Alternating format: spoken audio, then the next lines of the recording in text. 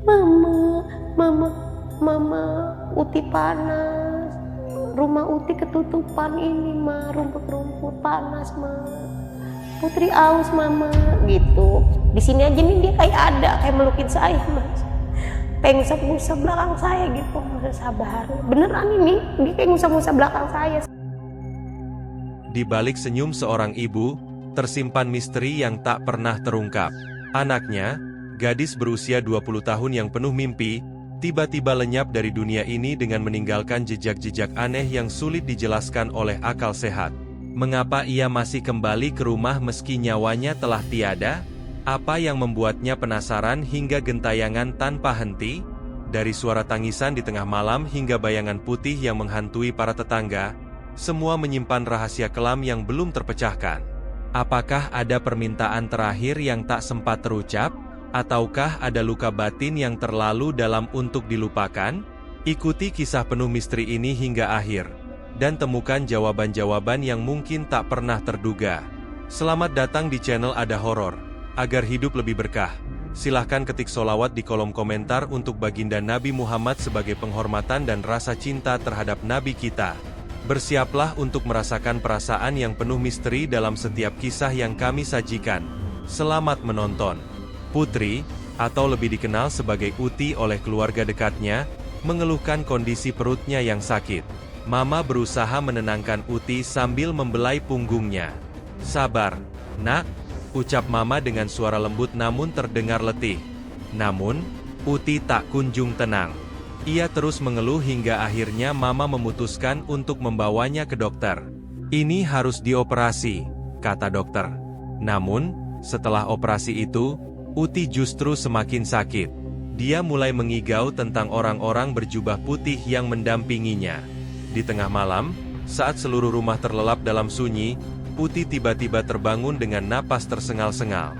Matanya berkaca-kaca, dan tangannya gemetar mencengkeram selimut tipis yang menutupi tubuhnya. "Mama," panggilnya lirih, suaranya nyaris hilang ditelan kegelapan. Mama yang sedari tadi tertidur di kursi samping tempat tidur langsung tersentak bangun. Dengan sigap ia mendekati Uti, memegang tangannya yang dingin seperti es. "Ada apa, sayang?" tanyanya cemas. Uti hanya bisa menatap kosong ke arah Mama, seolah-olah ada sesuatu yang tak terlihat berdiri di belakangnya. Mereka masih di sini," bisik Uti pelan, hampir tak terdengar. Mama mengerutkan dahi, bingung dengan apa yang dimaksud anaknya. "Siapa yang di sini, nak?" Mama tidak melihat siapapun, jawabnya, mencoba menenangkan. Namun, Uti tak menjawab. Ia hanya terdiam, matanya tetap terpaku pada titik kosong di sudut kamar. "Di sanalah," katanya, sosok-sosok berjubah putih itu duduk diam tanpa suara, seolah menunggu sesuatu yang tak pernah datang. Keesokan harinya, Mama mulai merasa ada yang tidak beres. Uti tampak semakin lemah. Bahkan untuk sekadar berbicara pun ia terlihat kepayahan. Dokter yang memeriksanya kemarin hanya mengatakan bahwa kondisi Uti membutuhkan waktu untuk pulih. Namun Mama merasa ada sesuatu yang disembunyikan. Ketika ia bertanya lebih lanjut, dokter hanya menggeleng pelan, memberikan senyum yang terasa hambar. "Yang bisa kita lakukan sekarang hanyalah berdoa," ucapnya singkat sebelum meninggalkan ruangan. Mama menatap nanar pintu yang tertutup rapat, hatinya dipenuhi rasa cemas yang tak terkira. Ia ingin marah, tapi tak tahu kepada siapa. Ia ingin menangis, namun air matanya seolah tersumbat di balik kerongkongan yang terasa begitu sesak. Sementara itu, Uti terus bergumul dengan dunianya sendiri. Setiap kali Mama mencoba menyentuhnya atau berbicara padanya, Uti hanya merespons dengan gumaman tak jelas. Matanya yang dulunya penuh cahaya kini redup, seolah kehilangan semua kehidupan di dalamnya. Pada suatu sore, ketika sinar matahari mulai memudar di balik tirai tebal, Uti tiba-tiba berbisik, "Mama, aku ingin syukuran." Suaranya begitu pelan, namun cukup jelas untuk didengar. Mama menoleh cepat, menatap wajah Uti dengan penuh harap. "Syukuran apa, nak?" tanyanya lembut. "Untuk gunting rambut anakku," jawab Uti. Nada suaranya terdengar seperti orang yang sedang bermimpi. Mama terdiam sejenak, mencoba memahami permintaan aneh itu. Anak Uti masih begitu kecil, bahkan belum genap sebulan usianya. Namun, entah kenapa, permintaan itu terasa begitu penting bagi Uti, seolah menjadi satu-satunya hal yang bisa membuatnya tenang. Hari itu, Uti berkata kepada Mama dengan suara lemah namun penuh harap, "Uti ingin syukuran, Mama. Uti pengen sekali memotong rambut anakku." Matanya yang sayu tampak berbinar sejenak saat membayangkan momen itu, meski tubuhnya semakin rapuh dimakan penyakit. Sayangnya, sebelum harapan itu terwujud, Uti sudah pergi meninggalkan dunia. Di usia 20 tahun, tepat pada hari ulang tahunnya, Uti sempat menulis status di media sosial, "Ya Allah, aku tidak minta banyak. Aku hanya minta penyakit ini diangkat dariku." 2 minggu setelah ulang tahunnya, kondisi Uti semakin memburuk hingga akhirnya ia harus dirawat di rumah sakit. Meski begitu, keinginannya untuk bersyukur tetap ada. Ia bahkan sempat meminta baju samaan untuk dirinya dan anaknya, warna putih, gamis untuknya, dan baju koko untuk anaknya. Namun, nasib berkata lain. Sebelum semua itu terwujud, Uti telah tiada. Sebelum meninggal, Uti seringkali mengungkapkan kerinduan mendalam pada anaknya. Setiap kali melihat bayi kecil di sekitarnya, matanya selalu berkaca-kaca, seolah membayangkan wajah mungil anaknya yang belum pernah benar-benar ia dekap dalam pelukan hangat. Ia selalu bercerita kepada Mama tentang mimpi-mimpinya, tentang bagaimana ia ingin menjadi ibu yang baik meski tubuhnya tak lagi kuat menopang beban hidup. "Mama, aku ingin sekali merasakan apa yang orang tua lain rasakan," katanya suatu malam sambil memandangi foto hasil USG anaknya yang tersimpan di ponselnya. "Aku ingin tahu rasanya menyusui dia, menggendongnya, bahkan hanya sekadar menatap wajahnya saat dia tidur." Kata-kata itu terdengar begitu menyayat hati, apalagi ketika disampaikan dengan suara parau penuh penyesalan. Di tengah perjuangannya melawan penyakit, Uti juga seringkali menyalahkan dirinya sendiri. Ia merasa gagal sebagai seorang ibu karena tak pernah bisa memberikan kasih sayang secara langsung kepada anaknya. "Kenapa aku tidak cukup kuat, Mama?" tanyanya suatu hari dengan air mata mengalir deras. "Kenapa tubuhku seperti ini? Apa salahku sehingga aku harus begini?" Mama hanya bisa memeluknya erat tanpa mampu menjawab. Keduanya tahu bahwa pertanyaan-pertanyaan itu tak akan pernah menemukan jawaban yang memuaskan. Namun, dalam setiap isak tangis Uti, ada doa yang tak pernah putus. Doa agar ia diberi kesempatan untuk sekadar melihat senyum anaknya walau hanya sekali saja. Namun, waktu tak pernah berpihak padanya. Ketika tubuhnya semakin melemah, keinginannya justru semakin kuat. Ia meminta Mama untuk membelikan baju warna putih, simbol kesucian dan harapan baru. "Nanti kita pakai barengan." "Ya, Mama," katanya dengan senyum tipis, mencoba menutupi rasa sakitnya. "Aku pakai gamis, anakku pakai koko. Nanti kita potong rambutnya bareng-bareng, biar dia resmi jadi anak Mama juga." Mama hanya bisa mengangguk sambil menahan tangis. Ia tahu bahwa permintaan itu mungkin tak akan pernah terwujud, tapi ia tak ingin mematahkan semangat Uti. Hingga akhirnya, saat ambulans datang menjemput Uti untuk dibawa ke rumah sakit, ia masih berusaha meyakinkan semua orang bahwa ia akan baik-baik saja. "Aku cuma mau syukuran dulu, Mama," katanya dengan napas tersengal. "Setelah itu, aku janji akan ikut ke rumah sakit." Namun, kata-kata itu menjadi kenangan terakhir yang tertinggal, sebab tak lama kemudian, Uti menghembuskan napas terakhirnya di ruang ICU, meninggalkan sejuta harapan yang tak pernah kesampaian. Di balik cerita ini, ada misteri besar yang belum terpecahkan. Setelah kematiannya, Uti seringkali gentayangan. Banyak orang melihatnya, termasuk para tetangga dan saudara-saudaranya. Bahkan, seorang narasumber bernama Jamal mencoba mengungkap misteri ini dalam acara misteri. Dalam acara tersebut, seorang ibu bernama Busari bercerita tentang pengalaman aneh yang dialaminya setelah kepergian anaknya. Menurut Busari, kejadian-kejadian itu tidak hanya menimpa dirinya, tetapi juga orang-orang di sekitarnya, seperti keluarga jauh, teman dekat, bahkan warga kompleks yang tak pernah memiliki hubungan dekat dengan Uti semasa hidupnya. Ada yang melihat sosok Uti berdiri di tepi jendela rumah mereka pada tengah malam, ada pula yang mendengar suara tangisan samar dari arah kuburan. meskipun tak ada angin atau kabut yang menyelimuti area tersebut. Keanehan lainnya adalah bagaimana barang-barang milik Uti tiba-tiba berpindah tempat tanpa penjelasan yang logis. Misalnya, sebuah boneka tua yang dulu sering dipeluk Uti saat sakit ditemukan di halaman belakang rumah Busari. Padahal sebelumnya boneka itu disimpan rapi di lemari kamarnya. Tetangga Busari juga mengaku bahwa pintu gerbang rumah mereka kadang-kadang terbuka sendiri meskipun sudah dikunci rapat. Mereka sering mendengar suara langkah kaki pelan di luar pagar. Tetapi ketika dicek, tak ada siapapun di sana.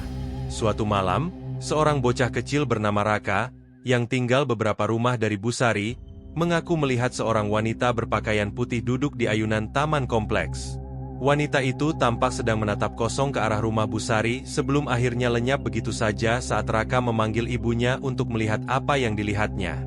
Tidak hanya itu, salah satu kerabat jauh Uti, seorang pemuda bernama Arman, mengalami kejadian yang lebih mencekam.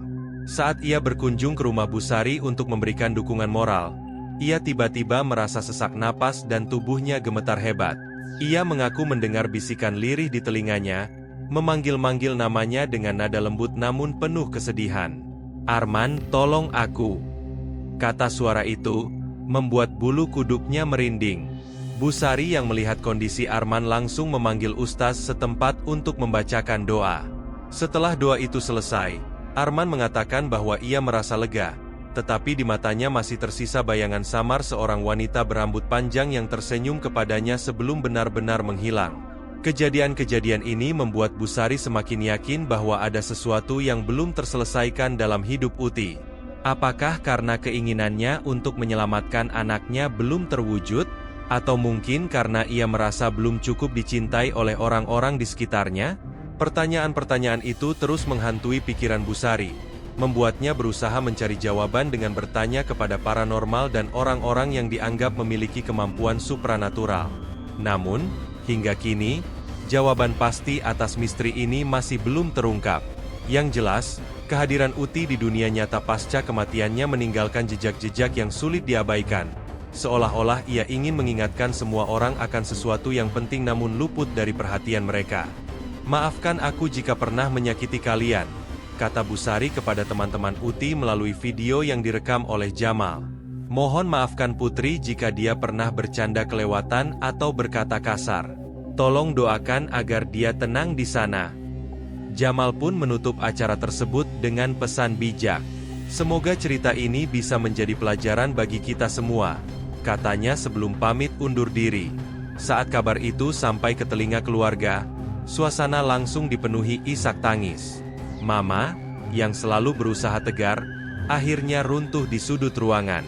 Ia terus bergumam, "Kenapa aku tidak mendengarkannya? Kenapa aku tidak bisa memenuhi permintaan terakhirnya?"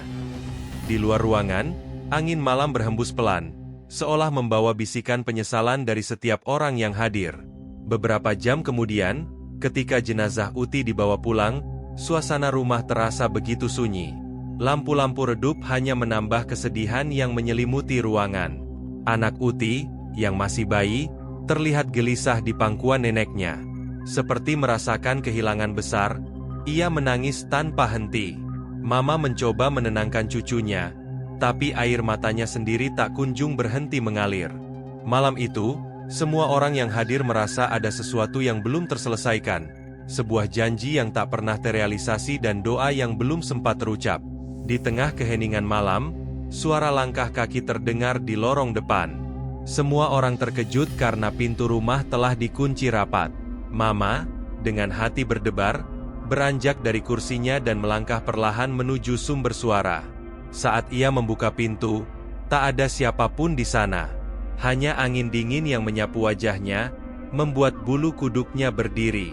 Ia merasa ada kehadiran yang tak kasat mata, sesuatu yang tak bisa dijelaskan oleh logika.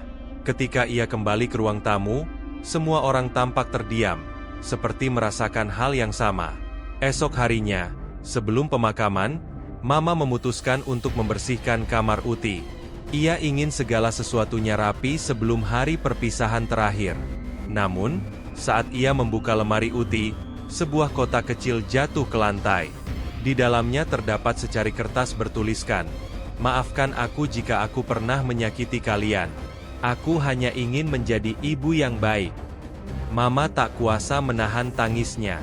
Ia menyadari bahwa Uti tak hanya meninggalkan dunia ini dengan penyesalan, tetapi juga dengan beban yang terlalu berat untuk dipikul seorang diri.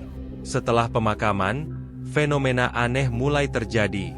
Beberapa tetangga melaporkan melihat sosok Uti di sekitar rumah, duduk di bawah pohon dengan wajah murung. Ada yang mendengar suaranya di tengah malam, memanggil-manggil nama anaknya. Saudara-saudara Uti pun mulai bermimpi tentangnya. Dalam mimpi itu, Uti selalu berkata, "Bersihkan kuburanku besok," dengan nada penuh harap.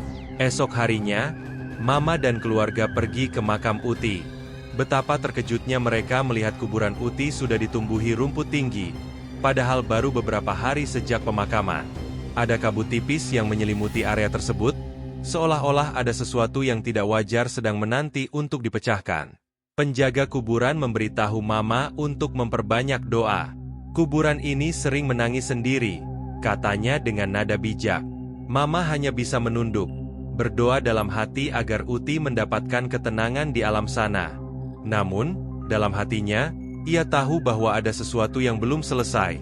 Mungkin keinginan Uti untuk memeluk anaknya sekali lagi, atau mungkin janji yang tak pernah ia tepati.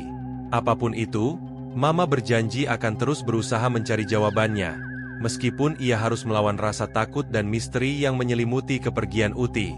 Bu Sari mulai membersihkan kuburan dengan hati-hati, mencabuti rumput liar yang tumbuh begitu cepat hingga menutupi batu nisan putrinya. Di tengah proses itu, ia mendengar suara gemerisik dari arah belakangnya. Ketika ia menoleh, tak ada siapapun di sana. Hanya angin yang berhembus pelan, membawa aroma tanah basah yang menusuk hidung. Ia mencoba mengabaikan perasaan tak nyaman itu dan melanjutkan pekerjaannya. Namun, ketika ia berdiri untuk mengambil alat pembersih yang jatuh, ia melihat bayangan samar di balik pepohonan. Bayangan itu tampak seperti seorang perempuan dengan rambut panjang terurai, berdiri diam memandang ke arahnya. Bu Sari mengucek matanya, berharap itu hanya ilusi, tapi bayangan itu tetap ada, bahkan semakin dekat.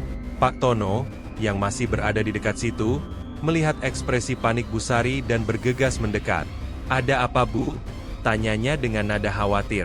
Bu Sari menunjuk ke arah bayangan itu, tapi saat Pak Tono menoleh, bayangan itu sudah menghilang.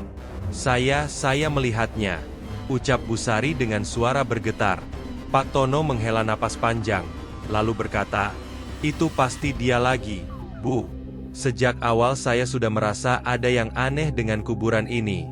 Bukan cuma soal rumput atau kabut, tapi kadang-kadang saya juga mendengar suara tangisan di malam hari. Suara itu seperti datang dari dalam tanah." Bu Sari merasakan bulu kuduknya berdiri. Ia ingin bertanya lebih lanjut, tapi kata-katanya tersangkut di tenggorokan.